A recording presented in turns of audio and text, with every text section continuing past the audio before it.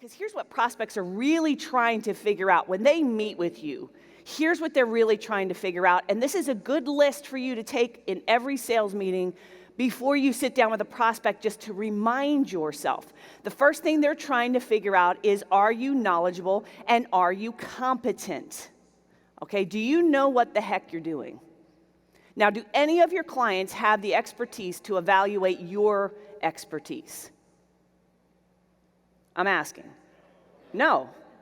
I mean, so when people ask, sometimes prospects come to us and they'll say, well, before I buy, I want to see the campaigns. And the answer to that is no, because you're not qualified to look at them and say whether or not this is a good campaign or not.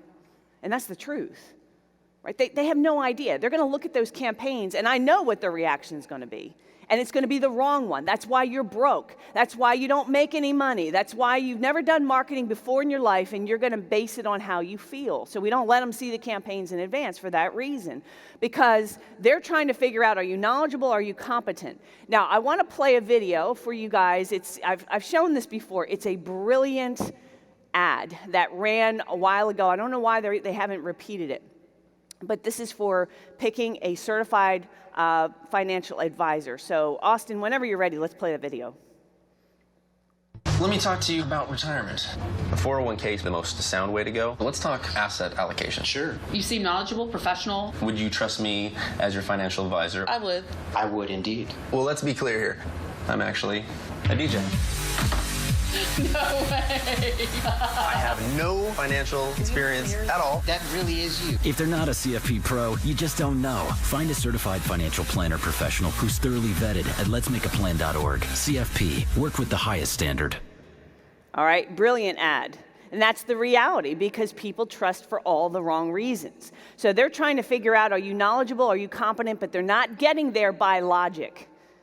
They're getting there because you have celebrity status, because you appear to be an authority, you've published a book, you do public speaking, you're endorsed by certain people. That's how they're getting to trust, all right? So the second thing, are you reliable? Can I depend on you? Once I write a check to you, are you going to disappear, or are you actually going to do the right thing for me? We've all had our fingers scorched. We all have more experience where the vendor that we hire, it turns out to be not so great. There's a disappointment. And so whenever you're making a serious decision, I'm not talking about where do we go to eat tonight. I'm talking about a serious decision when you're trying to figure out your PSA tool, an RMM tool, or cybersecurity tools, or anybody that you're working with. You're always wondering, because you don't know if once I give you my money, are you going to disappear? Now, here's what you want to note about this.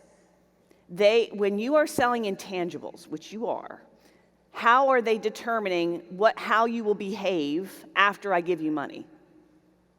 How are they making that determination? How you act before I give you money, right? So when I harp on, and I'll continue to harp on, answering your phones live, making sure the way you follow up, are you following quickly? Are you showing up like nobody else? Or are you not answering your phone? Are you taking 2 to 3 days to follow up? Are you overlooking things? Are you sloppy and disorganized in your approach? See, the best way to know how you are going to act after I give you my money is how you're acting before I give you my money. And so you really got to pay attention to your sales process, because that is the first interaction I have with you of how it's going to be like to work with you. And most of you don't have that scripted. You haven't really given it much thought.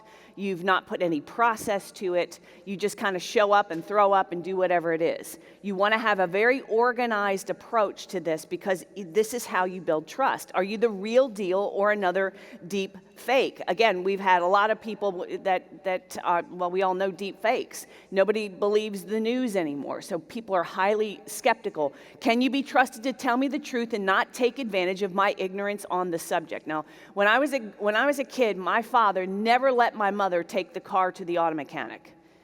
Never. Because my dad knew how to fix cars and he could do everything, so he would take the car to the auto mechanic, because my mother didn't know anything except for where the gas pedal and the brake was, and whatever they said she would just have to take for truth. And so when you guys go in and you're sitting down with a client, I know a lot of you don't feel like you are intimidating. When you got up this morning, you looked yourself in the mirror, you didn't think, wow, I'm a really intimidating person. You might have said, well, I'm not the best looking guy around, but I'm not scary and intimidating. But see, for most CEOs, because they don't know tech, you are very intimidating to them because it's an area that they don't have a handle on, they can't verify, and they have to completely trust to make that decision. And that makes it a scarier decision. All right, so can you be trusted to tell me the truth? Now, here's a little thing to write down, okay? One of the ways that you can build trust is through an admission of a flaw or something that might not be perfect. And you gotta be careful about this, like admitting okay, we really don't have that many techs and it's just me and I sit at home in my underwear and fix, probably not the best admission, okay? But, for example, on my website, I have, on the Toolkit sales letter page, we have a tab on there that says a warning, and it says 11% of the people who buy this program are very unhappy with it and end up returning it. Why is that? And it's because it's not going to jump off the shelf and implement itself. And I'm very upfront. And I'm very upfront about this is not a no-work plan. If you want to get rich quick, stay up tonight. There's plenty of infomercials. They'll take your money, and they'll sell you that plan. Good luck. But that's not what we are. So I'm very open from that from the beginning. And it appears to be some sort of admission of a flaw, and I guess it is. But the truth of the matter is you're going to find out anyway. So I'd rather tell you before you come in, because you're going to figure it out. And that builds trust in the sales process. If you guys are Chris Voss fans, my friend Chris Voss, he calls this the accusation audit. Do you guys remember the accusation audit?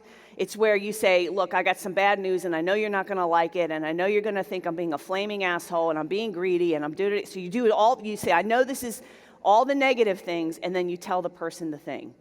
And by doing that, it takes the sting out of it, okay? Because by admitting a flaw, you actually build trust.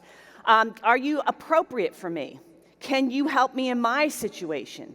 And this is why I keep saying on the website, you got to know who your customer is, and they got to see themselves in the website.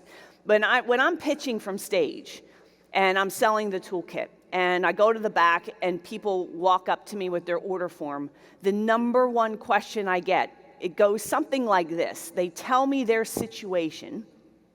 Okay, I'm small. I'm a startup. I live in New York City. I live in a podunk little town, Hattiesburg, Mississippi. I live, overseas. I've been in business for 20 years. I mean, what they tell me the situation, and then the question always is, will this work for me? Now, what do you think I say? Oh, hell no, you're a basket case, forget it. No, of course I'm going to say yes. Unless it really is, they want something I can't deliver.